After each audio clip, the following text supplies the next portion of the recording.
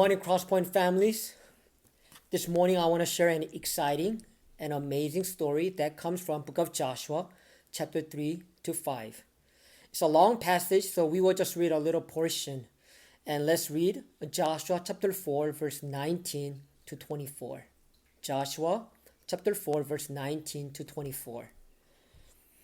The people crossed the Jordan on the 10th day of the first month. And please remember this date, when the Israelites entered the promised land. Then they camped at Gilgal, just east of Jericho. It was there at Gilgal that Joshua piled up the 12 stones taken from the Jordan River.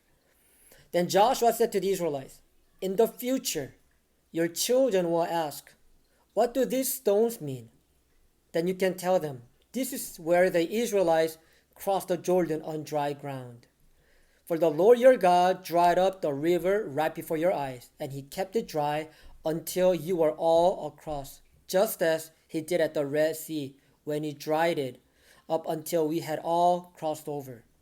He did this so all the nations of the earth might know that the Lord's hand is powerful, and so you might fear the Lord your God forever."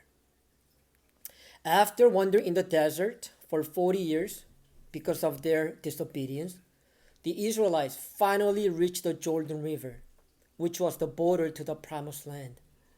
But when they got to the Jordan River, the Israelites realized that it was impossible to cross and enter the promised land because it was the harvest season and the river was flowing too fast and the water was too deep. And if I were one of the Israelites, then I would have asked this question. The Almighty and perfect God could have chosen a different season, but why did he choose this particular time of the year? Or why didn't he choose a dry season where the river would be a lot more narrow and shallow? Did God purposely choose this season so that he can show off his power by making the Israelites cross the river miraculously? Or was he just mistaken? Absolutely not. God never makes a mistake.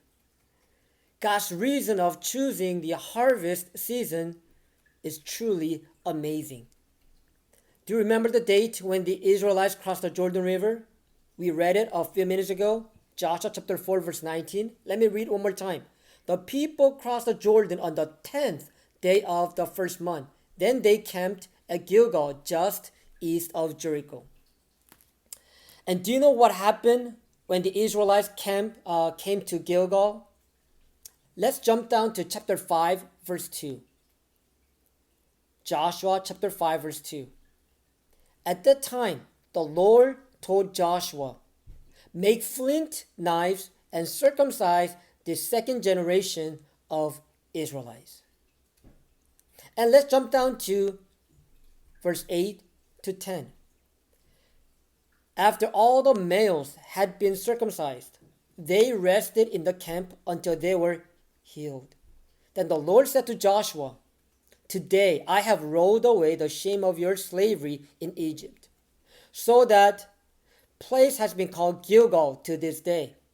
And listen to verse 10. While the Israelites were camped at Gilgal on the plains of Jericho, they celebrated Passover on the evening of 14th day of the first month.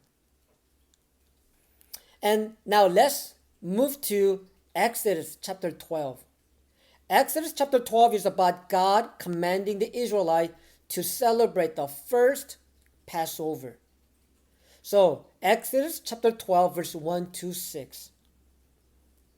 While the Israelites were still in the land of Egypt, the Lord gave the following instructions to Moses and Aaron.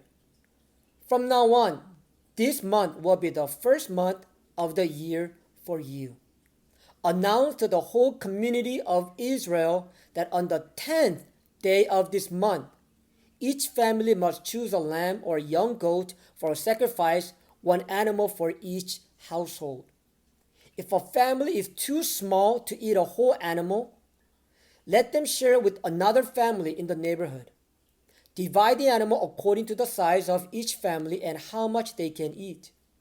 The animal you select must be a 1-year-old male, either a sheep or a goat with no defects. Take special care of this chosen animal until the evening of the 14th day of this first month. Then the whole assembly of the community of Israel must slaughter their lamb or young goat at twilight. On the 10th day of the first month in Egypt, the Israelites chose a lamb or a goat for a sacrifice for Passover. Now, on the 10th day of the first month, according to the book of Joshua 4:19, the Israelites entered the promised land. And on the 14th day of the first month in Egypt, the Israelites slaughtered the lamb or young goat to smear the blood on the door, and the angel of death passed over that house, and that's how the Israelites were saved. And now, on the 14th day of the first month, the Israelites celebrated the first Passover in the promised land. See, it was no coincidence that first Passover was observed on the day they were leaving Egypt. And now the Passover is celebrated on the same date, on the 14th day of the first month, right after they were circumcised, right after they received a mark that identifies them as God's people. The timing was truly perfect. And this is what Dr. Currit said. He said, the Passover date in Exodus marks Israel's departure from the land of death and darkness, Egypt. And now in Joshua, it marks their entrance into the land of promise and life in Canaan. And nothing happens randomly in God. God is truly in control of everything.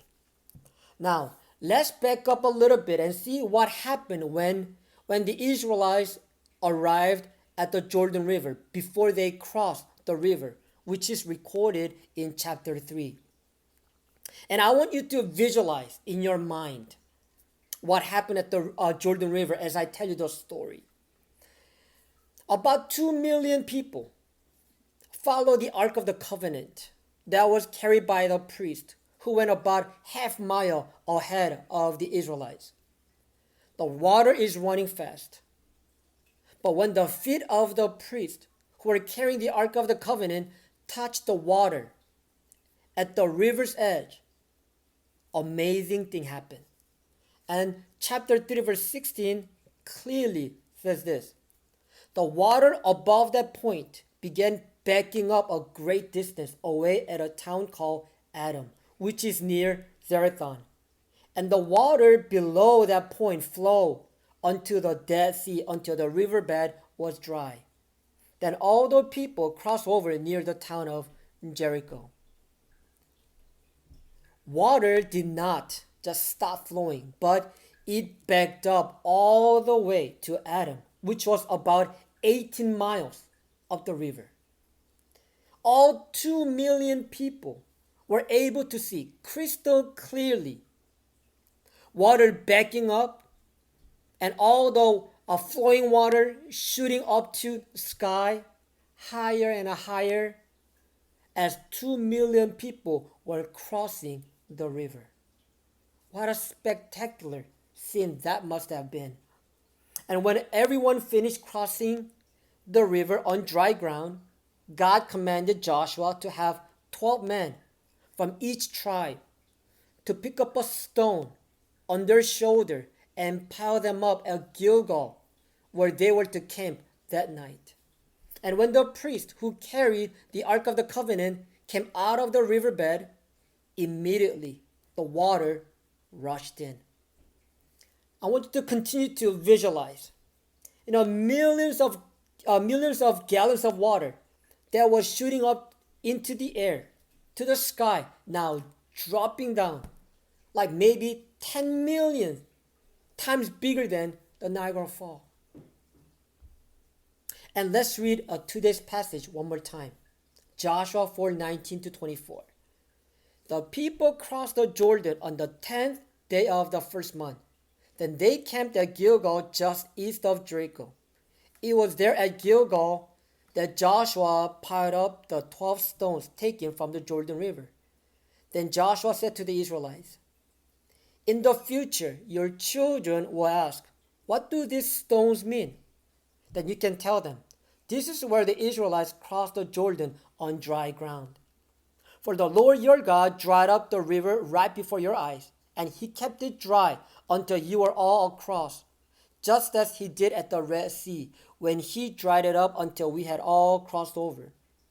He did this so all the nations of the earth might know that the Lord's hand is powerful, and so you might fear the Lord your God forever." At Gilgal, the Israelites were to remember God's covenant, promises, and past acts of deliverance, in order that they might live as his people in the days that lay ahead, every time they see this pile of 12 rocks. And the Israelites were to remember that they were saved not by their own strength, but by God. And the adults were to teach their children about God and tell all these spectacular stories of how God saved them. And all the future children were to teach the following generations about God as well. CrossPoint families, instead of just worrying about the next generation, how different they are from your generation or from our generation, we are to be faithful in sharing the gospel and praying for the next generation. So today, I want to challenge all of us to have a family worship or family meeting. Or if you're in college, share with the roommates about our Passover lamb, Jesus Christ, who saved us. Share your testimony, how you met Christ personally. Also, I want you to think about two more things. Number one, what do you want your children or your grandchildren or your roommate or your friends to remember about your God in times like this? Number two, what kind of examples of faith do you want your children or your grandchildren or friends to remember about you? How you handle difficult times like this with your God. I pray that all of us will continue to remember and praise our faithful God who has never let us down, not even once in our lives.